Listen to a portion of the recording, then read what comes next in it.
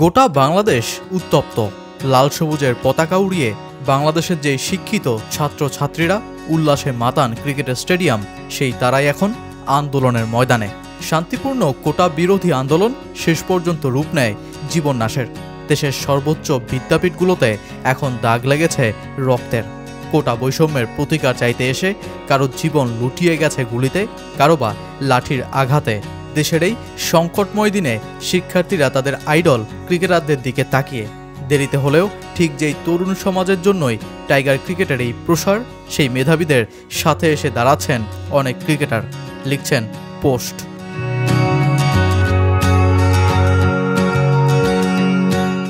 টেকনাফ থেকে তেতুলিয়া 56,000 বর্গমাইলের এই লাল সবুজের বাংলাদেশ আজ রক্তাক্ত। জীবন দিচ্ছেন শিক্ষার্থীরা, হচ্ছেন আহত। মেধার এমন অকাল বিনাশ সইতে পারছে না বাংলাদেশ। ঠিক যাদের প্রাণঢালা শুভেচ্ছায় 22 গজ মাতানো শক্তি পান ক্রিকেটাররা, সেই তারকাদের কেউ কেউ এসব বন্ধের আহ্বান জানাচ্ছেন। ক্রিকেটার নাইম শেখ লিখেছেন, এই দেশ যাতে ভাই বোনদের রক্তে আর রক্তিম না হয়। তানজিদ হাসান তামিম সমস্যা সমাধানের আহ্বান জানিয়েছেন।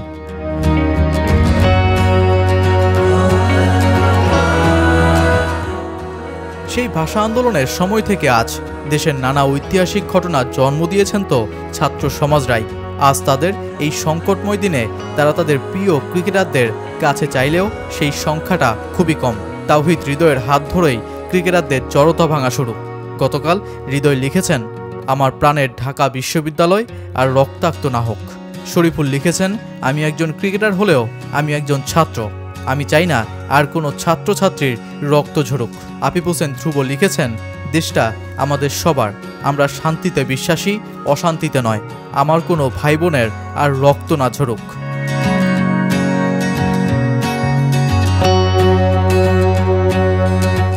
তরুণ ছাত্র সমাজ আশায় ছিলেন দেশের ক্রিকেটের সবচেয়ে বড় তারকা ক্রিকেটারদের তারা পাশে পাবেন এই সংকটময় দিনে।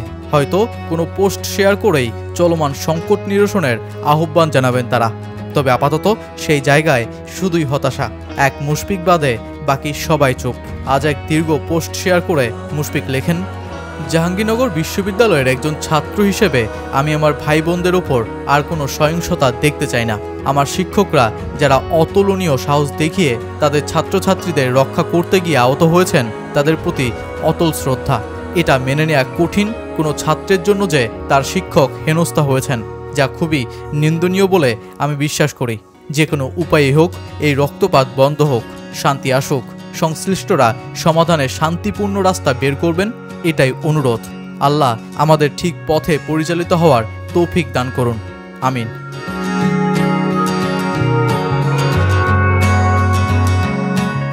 আন্তর্জাতিক কি ঘরোয়া ক্রিকেট, লাল সবুজের দেশের সবচেয়ে বড় শক্তির জায়গা থাকে স্টেডিয়াম ভরা সমর্থক।